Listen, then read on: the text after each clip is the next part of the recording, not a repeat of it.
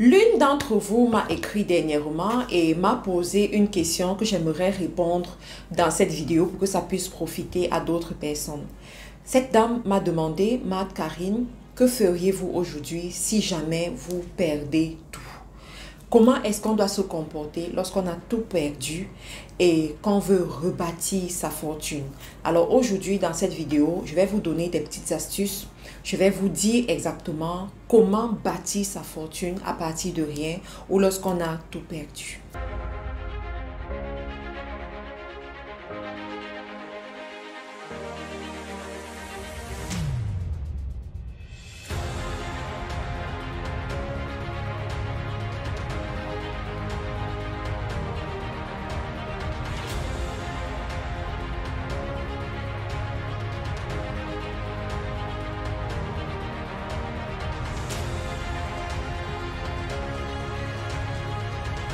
Bonjour encore à tous. Pour ceux qui ne me connaissent pas, je suis Mad Karine, je suis entrepreneur e-commerce et ça fait un moment voilà, que je fais des vidéos sur YouTube pour partager avec vous mes connaissances, pour partager avec vous ce que j'ai appris de l'entrepreneuriat depuis 5 ans que je me suis activement engagée dans l'entrepreneuriat.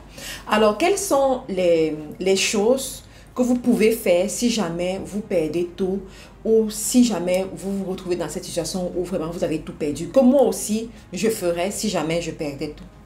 La première des choses, c'est quoi? C'est que je travaillerai mon mental. Il faut travailler son mindset. Il faut travailler sa façon de penser, de telle sorte que vous soyez inébranlable, vous soyez ferme dans votre décision de réussir. C'est très important. Quand vous avez tout perdu, vous êtes dans le découragement, vous êtes dans la pitié, vous êtes dans la précarité. D'accord? Et à ce moment-là, vous avez 100% de chance de repliquer encore les échecs. D'accord? Mais c'est à vous de décider de donner un autre sens à votre vie. De dire, je suis tombé ici, mais je ne resterai pas au sol. Les choses sont mal passées dans ces activités, mais je peux me lever, je peux recommencer et je réussis. Et c'est ce qui va se passer. Et vous travaillez pour ça. Ensuite, la deuxième des choses que je vais faire, c'est quoi? C'est que je vais faire l'effort d'être connu par les bonnes personnes. Vous savez, les amis, la richesse d'un homme ne peut pas dépasser la valeur de son cercle d'influence. Je répète, la richesse d'un homme ne peut pas dépasser la valeur de son cercle d'influence. Notez Mad Karine en bas, oui, c'est moi qui dis ça. Alors, je vous explique. Il se trouve que votre revenu reflète la somme des 5 personnes que vous côtoyez régulièrement. Ça veut dire quoi? Si vous côtoyez des personnes qui ont un revenu moyen dans la société, vous allez vous rendre compte que de plus en plus, votre revenu est également moyen. Vous attirez des choses moyennes vers vous. Mais si vous côtoyez régulièrement des millionnaires, des milliardaires, des personnes qui sont à l'abri du besoin, des personnes qui ont vachement de l'argent, vous allez vous rendre compte que sans grosse explication, votre revenu est en train d'augmenter pour pouvoir s'identifier aux revenus de ces personnes-là. Alors, si moi je perdais tout aujourd'hui, j'allais faire l'effort de rentrer auprès des personnes à qui je veux ressembler. J'allais faire l'effort de côtoyer ce genre de personnes. J'allais faire l'effort de me faire remarquer dans ce genre de milieu avec une bonne chose. Oui, et là ça passe, c'est de l'audace. Il vous faut de l'audace. Il faut de l'audace pour un pauvre d'aller dans des restaurants huppés et de dire qu'il va juste aller rendre un petit service dans ce restaurant. Il va juste aller ouvrir la portière des véhicules et les gens vont sortir. Est-ce que vous savez qu'il y a des gens qui ont vu leur vie prendre un envol à travers ça? Je vais vous raconter une petite histoire. Un jour, mon mari et moi, nous sommes allés dans un restaurant et lorsque nous sommes arrivés là-bas, il y avait justement ces personnes-là qui sont souvent en route ici en Afrique. La personne est venue ouvrir la portière pour nous. On ne s'attendait pas à ça. Et avant de partir, vous savez qu'est-ce que mon mari a fait? Lui, c'est même déjà son habitude. Il a pris dans sa poche, ce qu'il a retiré dans sa poche, il a remis à ce monsieur. Et ce n'était pas un billet, ce n'était pas 2 billets, c'était plusieurs billets. Il a remis à ce monsieur. Vous voyez, imaginez que ce monsieur à 2 personnes comme ça en une soirée, je vous assure que ce qu'il reçoit, c'est largement suffisant pour lancer un business. Une autre histoire. Il y avait un monsieur sortant d'un pays très islamisé, je ne vais pas rentrer dans plus de détails que ça, et qui avait décidé en fait d'aller en Angleterre poursuivre sa vie en Angleterre. Lorsqu'il arrive en Angleterre, il décide d'aller travailler en fait comme serveur dans un restaurant où ce sont uniquement les riches qui viennent là-bas. Et même pour aller plus loin, ce sont généralement les princes voilà, de ces pays islamiques-là qui viennent manger dans ce restaurant-là lorsqu'ils sont en visite d'affaires ou bien en visite en tourisme en Angleterre. Donc, il allait rester, il travaillait là-bas. Il avait dit, c'est là où il veut travailler. Il a commencé vraiment au bas de l'échelle et il travaillait là-bas. Un jour, il y a donc l'un des princes qui arrive en visite en Angleterre pour acheter des biens immobiliers parce que ses autres amis le narguaient en lui disant que voilà, nous avons acheté des biens en Angleterre, nous avons beaucoup de choses en Angleterre, toi qu'est-ce que tu as? Et lui s'est dit, lui aussi il veut pouvoir se taper la poitrine devant ses amis. Donc, il faut qu'il aille faire ses achats, également acquérir ses biens immobiliers en Angleterre. Donc, il y va, sauf qu'il ne connaît pas parler anglais, il ne connaît pas la procédure, il a juste pris son billet d'avion et puis il est venu. Donc, il a cru que ça se passait comme chez eux. Sauf que ça ne se passait pas comme ça. On lui a demandé tellement de pièces, il fallait remplir des documents, présenter des documents, des preuves. Et il ne savait pas comment s'y prendre. Et ça l'a révolté, ça l'a énervé. Il a décidé d'aller prendre un thé dans un restaurant. Il est allé justement dans le restaurant où ses amis princes viennent souvent manger. Et pendant qu'il prenait son thé, son repas, il a commencé à se confier à son ami en lui disant « Vraiment, ces Anglais m'énervent. Pourquoi est-ce qu'ils se comportent comme ça? Je jette de l'argent, je suis prêt à payer cash. Mais ils veulent me tourner, je ne suis pas d'accord. Ils devraient accepter mon argent sans délai, je ne suis pas content. » Donc, pendant qu'il est en train de se plaindre comme ça, le jeune garçon qui avait déménagé pour venir en Angleterre, il est dans les parages et il est en train de suivre leur conversation. Et il demande même à servir cette table-là. Donc, il est en train de suivre leur conversation. Et lorsque ces deux veulent partir, il les accoste et il parle dans leur langue. Ils parlent dans leur langue. Il leur dit, voilà, moi je suis ici depuis, je parle bien anglais, je vous comprends très bien. Excusez-moi, j'ai entendu votre conversation, mais je pense que je peux vous aider. Si vous me confiez l'affaire, je peux vraiment être le facilitateur entre vous et les Anglais pour que vous puissiez avoir vos biens immobiliers. Je suis sûre que ça va bien se passer. Vous allez avoir, c'est juste que vous ne vous comprenez pas. Et ce prince le regarde et est déjà rassuré parce qu'il parle la même langue. Et il se dit, ok, on va voir, on va le faire. Si tu peux effectivement le faire, on va le faire. Mais vous savez qu'est-ce qui s'est passé? Il lui a dit, si tu réussis à me permettre d'avoir mes biens immobiliers, tu gagneras 10% de ce que je vais dépenser. 10% de ce que je vais dépenser. Et vous savez ce qui s'est passé? Effectivement, le jeune garçon l'a aidé à avoir les biens immobiliers et a gagné 10% des milliards. Vous-même, vous connaissez les biens immobiliers, la valeur des biens immobiliers en Angleterre. Mais lui, eux, vraiment, ce sont des grands bâtiments. Si vous connaissez par exemple Harrods en Angleterre, ce sont ces gens qui ont ce genre de bâtiments. Donc, c'était vraiment des grands bâtiments parce que vraiment, lui, il était prêt, il avait de l'argent et il voulait se vanter auprès de ses amis. Donc, c'est des investissements en termes de milliards qu'il a fait. Donc, le jeune garçon s'est retrouvé à avoir 10% de milliards. Il est devenu millionnaire en livres sterling. Pourquoi? Parce qu'il était au bon endroit, au bon moment. Il s'est connecté aux bonnes personnes. Il connaissait la valeur d'être connu par des personnes. Si moi aujourd'hui, je deviens pauvre, si moi aujourd'hui, je perds tout, je vais me battre pour me retrouver là où ces riches se retrouvent. Parce que la vérité, c'est que le riche cherche toujours une personne fidèle. Le riche cherche toujours une personne qui va l'alléger. Le riche cherche toujours une personne qui va l'aider à faire ce qu'il ne peut pas faire. Le riche a toujours une défaillance quelque part. Et lorsqu'il connaît sa défaillance et que tu peux l'alléger dans sa défaillance, il te paye ce que tu dois, ce que tu mérites. Parce qu'il a les moyens. L'argent n'est pas un problème pour lui, mais c'est la bonne personne qui est un problème pour lui. Alors, la troisième chose que je ferais, si jamais, voilà, un truc comme ça m'arrive, et que je vous conseille aussi de faire si jamais vous avez tout perdu, c'est de développer votre capacité à être une personne intègre et honnête. Très important. Et là, je vais vous raconter une histoire d'une dame que j'ai rencontrée dans l'un des pays africains que j'ai visité et qui m'a beaucoup marqué. Cette dame et son entourage racontent qu'il y a 4 ans, elle était vraiment au bas de l'échelle. Elle était pauvre, elle n'avait pas d'argent, elle avait tout perdu. Si elle allait dans une banque, par exemple, pour prêter même 100 000 francs, la banque n'allait pas accepter de lui prêter de l'argent. Elle dormait même dans les églises. Cependant, aujourd'hui, cette dame est comptée parmi les milliardaires de son pays. En 4 ans seulement. Mais quelle est cette chose qui l'a permis de se hisser comme elle s'est hissée? Sa capacité à être honnête et intègre dans les affaires. La dame raconte que une fois, elle va dans une foire. Elle va dans une foire. Et je vais vous dire, quand vous cherchez à changer votre vie, apprenez à sortir de vos maisons. Vous ne pouvez pas rester à la maison et vous espérer que tout va venir vous trouver à la maison. Ce qui viendra vous trouver à la maison, ce n'est pas ce qui va vous permettre de vous hisser et de devenir super riche quand vous rêvez de devenir super riche. Non.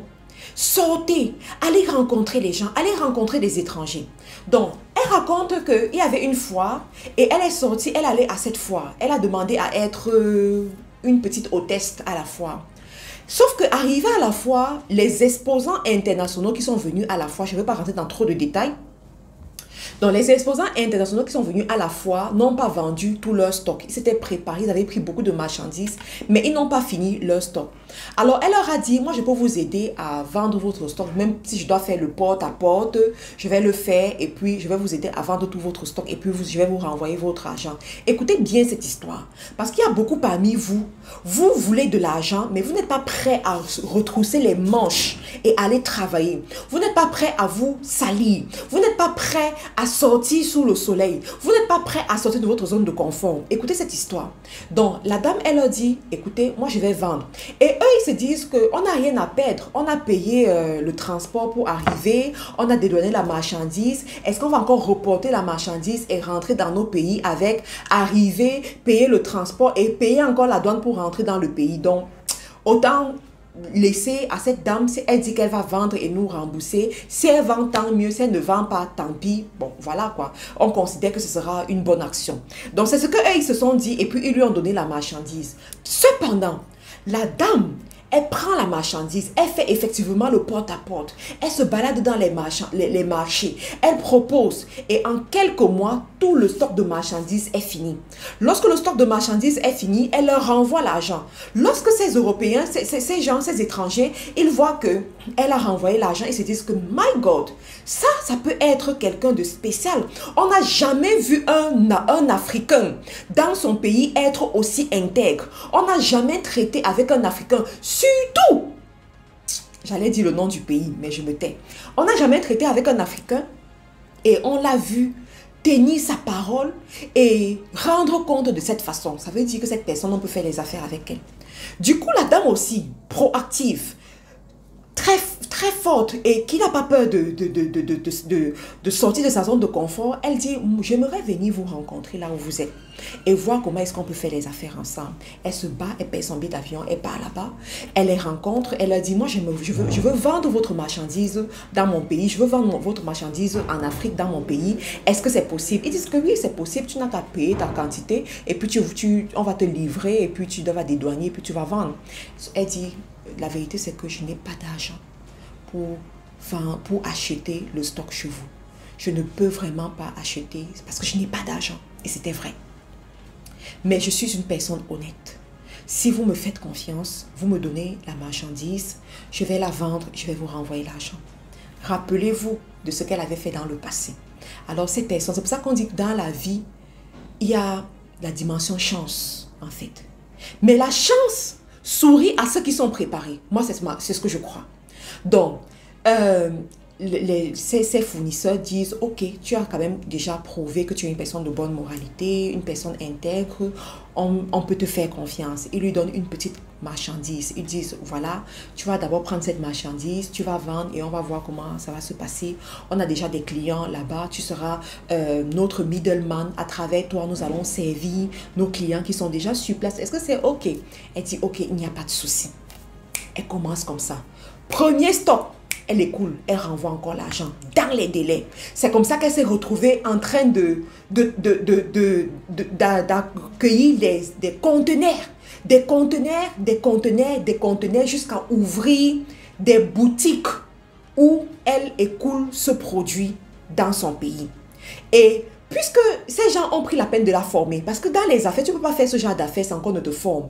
Ils te forment, ils te montrent comment tu dois faire, tu apprends le produit, tu apprends à discuter avec les fournisseurs, avec les clients, tu apprends à gérer l'autorité, tu apprends à gérer les taxes, les impôts, l'administration, tu apprends le commerce international dans le tas. Cette femme, voilà comment elle s'est positionnée et d'un produit, elle est passée à un autre. Elle est passée à un autre. Aujourd'hui, cette femme, il y a 4 ans, la dame sur laquelle personne ne pouvait miser, elle est comptée parmi les milliardaires de son pays aujourd'hui. Ça, c'est une histoire vraie. Ce n'est pas une histoire que j'ai lue dans les livres ou bien non. C'est pour vous dire que, vous savez des amis, on peut avoir tout perdu, mais on peut encore se reconstruire. On peut avoir tout perdu, mais on décide de se relever. La troisième ou quatrième chose que je ferais, c'est quoi? C'est de servir gratuitement quelque part. D'accord? Si je perds tout, je servirai gratuitement quelque part. Je vais cibler un domaine où j'ai envie de grandir, où j'ai envie de me lancer dans le futur et je vais aller là-bas, je vais supplier pour qu'on m'accepte comme stagiaire. Je vais supplier pour qu'on m'accepte comme bénévole et je vais aller servir là-bas. En servant, je vais apprendre le métier. En servant, je vais apprendre les rouages du métier. D'accord? Gratuitement. Parce que si vous commencez à demander qu'on vous paye, même si c'est juste 10 € ou 100 €, la personne va réfléchir et elle n'a pas mis ça dans son budget. Donc, il y a de fortes chances qu'elle refuse. Mais si vous dites gratuitement, et en servant gratuitement, vous faites comme si on vous payait, je vous assure que votre vie va changer en 3 mois. Votre vie sera complètement différente. J'ai discuté au téléphone dernièrement avec une jeune fille qui est en Chine. Je lui ai dit, toi, tu vas réussir dans ta vie. Vous savez ce que cette jeune fille a fait? Il y a des Chinois qui l'ont contacté et lui ont dit qu'ils veulent conquérir le marché de l'Afrique et veulent se positionner comme des grands distributeurs des mèches, un peu comme ça, voilà. Mais ils veulent utiliser TikTok pour avoir le maximum de personnes parce que effectivement les vidéos sur TikTok deviennent virales sans que tu n'investisses dans la publicité. Et ils avaient besoin d'une Africaine pour justement présenter les produits, parler des produits quoi. Et ils lui ont dit qu'ils veulent travailler avec elle pour un salaire minable. Et la dame se posait la question de savoir est-ce que c'est une bonne chose ou pas. Je lui ai dit que c'est une bonne chose. Vas-y, vas-y, vas-y, vite. Donc, elle a commencé à travailler avec eux et elle me dit, Marthe Karine, ce que j'ai appris auprès de ces gens, je n'ai jamais su que ça existait. Je ne savais pas qu'il y avait une différence sur les mèches comme ça. Ils m'ont tout appris gratuitement. Elle me dit que grâce à ce qu'ils lui ont appris, aujourd'hui, elle se positionne même comme consultante pour aider les hommes d'affaires, les femmes d'affaires qui veulent faire les affaires avec la Chine, qui veulent acheter en Chine. J'ai dit, waouh, tu vois ça? Mais si elle avait mis l'argent en avant, elle n'allait jamais apprendre ce qu'elle a appris. Donc, prends la peine d'aller servir quelque part gratuitement. Prends la peine de te frotter avec les gens qui sont déjà dans le domaine et qui font du chiffre. La cinquième des choses que je ferais, c'est quoi? C'est que je commencerai une activité génératrice de revenus pour avoir ce que j'appelle ma chèvre. Pour ceux qui ont lu le livre de Ricardo Kanyama, voilà, Ricardo Kanyama, La chèvre de ma mère, vous avez vu dans son livre, il a parlé de l'épargne en prenant l'analogie sur la chèvre de sa mère. Donc, je ferai l'effort d'avoir une activité qui me rapporte un peu d'argent. Même si ce n'est pas beaucoup, juste un peu d'argent. Et cette activité-là, je vais la développer et faire beaucoup d'épargne, mettre l'argent de côté en fait et accumuler cette épargne-là pour investir dans un domaine plus important. La prochaine chose que je ferai, c'est quoi? C'est que dans le pays où je vais investir, je vais aller chercher 10 personnes qui réussissent dans ce pays et que leur succès est avéré. On voit vraiment que ces personnes réussissent. Et quand je vais rencontrer ces personnes, je vais leur poser une question. Je vais leur demander de me citer les 4 secteurs qui font prospérer dans la nation. 4 secteurs. Je me rappelle en 2020, j'ai posé cette question à certains milliardaires au Cameroun. Et ces milliardaires m'ont donné les 4 secteurs. Je vous ferai une autre vidéo où je vous parlerai de ça. Pour ceux qui ne sont pas encore abonnés à la chaîne, abonnez-vous à la chaîne et dans l'autre vidéo, je vous parlerai de ça. Vous serez notifié quand la vidéo sortira. Je ne vous dis pas encore quand est-ce qu'elle sortira, mais sachez qu'elle sortira quand même. Donc, 4 secteurs dans lesquels les gens prospèrent. 4 secteurs qui ont de l'avenir, 4 secteurs qui fabriquent des milliardaires. Donc, ils m'ont dit ces secteurs et je suis en train de me positionner. Ce ne sont pas des choses qu'on fait du jour au lendemain. On se prépare. Parce que si tu parles du milliard, si tu veux avoir une rentabilité de milliard, tu dois investir le million. D'accord? Tu n'as pas le milliard en commençant avec 10 000. Tu n'as pas... Non. Tu dois investir le million. Donc, ça se prépare en fait. Donc, ces gens, ils m'ont dit. Donc, si tu te retrouves à ce niveau, tu dois poser ce genre de questions-là. 4 secteurs. Ils vont te donner les secteurs et tu vas choisir un secteur de ces 4 secteurs qui correspond à tes aspirations, qui correspond à ce que tu aimes et dont tu as aussi les moyens pour pouvoir investir. Parce que bon, ça peut arriver que ça te plaît, mais tu n'as pas les moyens pour investir. Donc tu vas chercher et puis tu vas le faire. Mais n'oublie pas que quand tu as tout perdu et que tu dois commencer dans une activité, cible une activité qui touche la masse. Tu comprends? Parce que je vois souvent beaucoup de gens, ils veulent se lancer en affaires, mais la première activité qu'ils veulent faire, c'est une activité VIP, c'est une activité où ils vont aller chercher la crème de la crème, ils vont aller chercher des personnes, en fait, ils vont se positionner dans le haut de gamme, quoi. C'est une très mauvaise stratégie. Quand tu viens de commencer, vas-y dans la masse, va dans le bas de gamme, va dans la masse. C'est dans la masse où tu ne seras pas frustré, c'est dans la masse où tu auras beaucoup de clients. Il faut voir, par exemple, tous ces grands milliardaires qui ont commencé les 4G de photos, les photos Victor, tout ça.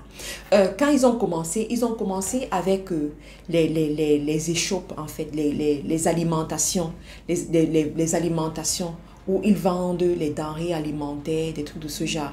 Pourquoi? Parce qu'ils ciblent monsieur et madame tout le monde.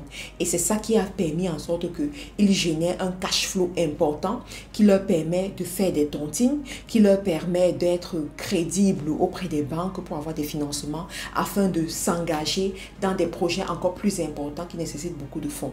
Donc, il y a juste ça à prendre en considération. Mais je vais finir cette vidéo en te disant que quand tu as tout perdu, travaille ton mental. Tant que ton mental n'est pas à terre, tu peux te reconstruire. Donald Trump, c'est quelqu'un que j'apprécie beaucoup parce que Donald Trump, c'est un monsieur, à un moment donné de sa vie, il a tout perdu, mais il a su se relever. Il a su rebâtir sa fortune.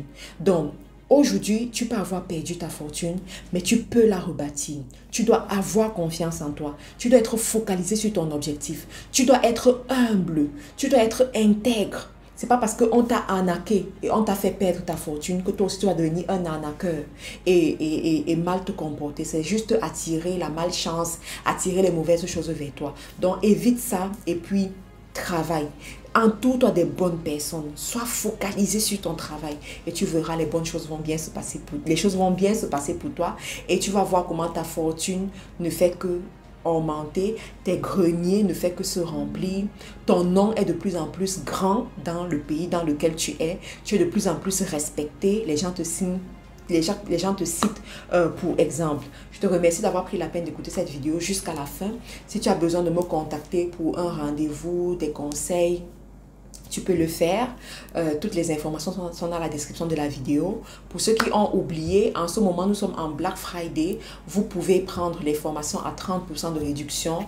Donc, dépêchez-vous vite. Beaucoup de gens se sont déjà inscrits. Donc, il reste très peu de places. On va fermer les places bientôt.